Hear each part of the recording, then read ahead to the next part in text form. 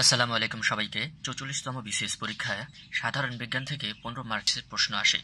আমরা প্রফেসরসের MCQ review সাধারণ বিজ্ঞান বইটি শেষ করব আমাদের এই কোর্সের মাধ্যমে। আমাদের সঙ্গেই থাকবেন। আজকে আমরা সমাধান করব ৪০তম বিসিএস। উপরে 35, নিচে 17 Cl মৌলের নিউট্রনের সংখ্যা কত? যদি নিউট্রনের সংখ্যা জানতে চাই তাহলে উপরটি থেকে নিচেটি সংখ্যা বিয়োগ করলে আমরা সেই সংকেতের মৌলের নিউট্রন সংখ্যা জেনে যাব। তাহলে 35 - 17 = 18। 18 হবে সঠিক উত্তর। কোনো কঠিন পদার্থ বিশুদ্ধ নাকি অবিশুদ্ধ তা কিসের মাধ্যমে নির্ণয় করা যায়? পদার্থটির গলনাঙ্কের মাধ্যমে নির্ণয় করা যায়।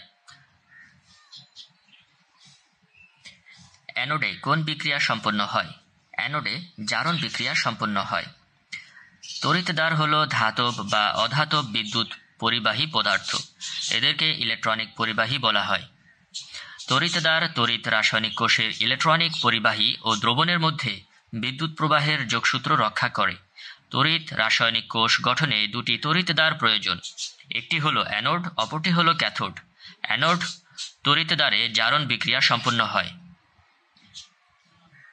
একটি বাল্বে 60 ওয়াট থেকে 220 ভোল্ট লেখা আছে। বাল্বটির রোধ কত ওহম? এখানে আমরা জানি ভি হচ্ছে বিভব পার্থক্য, ক্ষমতা হচ্ছে পি এবং রোধ হচ্ছে আর। সূত্র P = V²/R। তাহলে আমাদের এখানে প্রশ্ন করেছে ওহম কত, অর্থাৎ R = V²/P।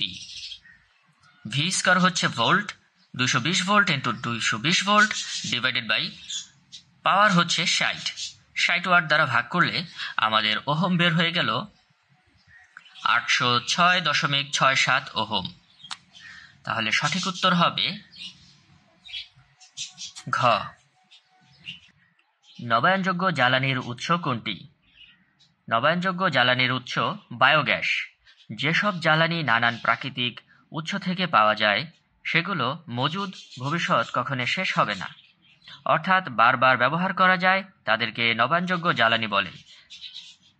যেমন সূর্যরশ্মি, বায়োগ্যাস, পরমাণু শক্তি ইত্যাদি নবায়নযোগ্য জ্বালানির উৎস। স্থিতিশীল টেকসই উন্নয়নের প্রথম শর্ত দূষণহীন বিকল্প শক্তির উৎসের সন্ধান করা। কার্বোহাইড্রেটে CH এবং O এর অনুপাত কত? 1:2:1। এসিকে ডিসি করার যন্ত্র হচ্ছে রেকটিফায়ার। রেকটিফায়ার হলো একটি বৈদ্যুতিক যন্ত্র যা পরিবর্তনশীল বিদ্যুৎ প্রবাহকে, যার দিক পর্যায়ক্রমিকভাবে পরিবর্তন হয়, একমুখী বিদ্যুৎ প্রবাহে রূপান্তরিত করে, অর্থাৎ এসিকে ডিসিতে রূপান্তরিত করে, যার দিক হলো একটি নির্দিষ্ট দিকে, এবং এই প্রক্রিয়াকে রেকটিফিকেশন বা একমুখীকরণ বলে। বিদ্যুৎ শক্তিকে শব্দ শক্তিতে রূপান্তর করা হয় কোন যন্ত্রের মাধ্যমে? লাউড স্পিকারের মাধ্যমে। বাতাসের আর্দ্রতা মাপার যন্ত্রের নাম কি? হাইগ্রোমিটার। বাতাসে আর্দ্রতা মাপার যন্ত্র হলো হাইগ্রোমিটার। ব্যারোমিটারের সাহায্যে বায়ুমণ্ডলের চাপ নির্ণয় করা যায়। কোথায় সাঁতার কাটা সহজ? যে পানির ঘনত্ব বেশি সে পানিতে সাঁতার কাটা সহজ। সমুদ্রের পানিতে 2.5% থেকে 3.5% লবণ দ্রবীভূত অবস্থায় থাকে, যার ফলে পুকুর, নদী বা বিলের চেয়ে সমুদ্রের পানির ঘনত্ব বেশি, তাই সমুদ্রের পানিতে সাঁতার কাটা সহজ হয়। প্রশ্ন 11, ডিমে কোন ভিটামিন নেই? ডিমে ভিটামিন সি নেই। ডিমের মধ্যে ভিটামিন A, B, D এবং E বিদ্যমান রয়েছে। কোনটির জন্য পুষ্প রঙিন ও সুন্দর হয়? ক্রোমোপ্লাস্টের জন্য পুষ্প রঙিন ও সুন্দর হয়। সোডিয়াম অ্যাসিটেটের সংকেত হচ্ছে CH3COONA।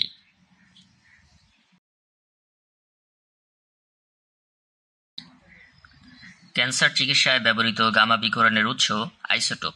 ক্যান্সার চিকিৎসায় ব্যবহৃত গামা বিকিরণের উৎস আইসোটোপ। যেসব পরমাণুর প্রোটন সংখ্যা একই কিন্তু ভর ভিন্ন তাকে আইসোটোপ বলে। ক্যান্সার চিকিৎসায় ব্যবহৃত কোবাল্ট আইসোটোপ ব্যবহার করা হয়? খাদ্য তৈরির জন্য উদ্ভিদ বায়ু থেকে গ্রহণ করে কার্বন ডাই অক্সাইড।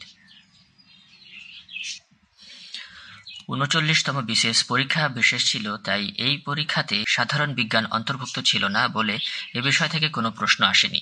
পরবর্তী ভিডিওতে আমরা ৩৮তম বিসিএস পরীক্ষার সাধারণ বিজ্ঞান প্রশ্নগুলো সমাধান করব।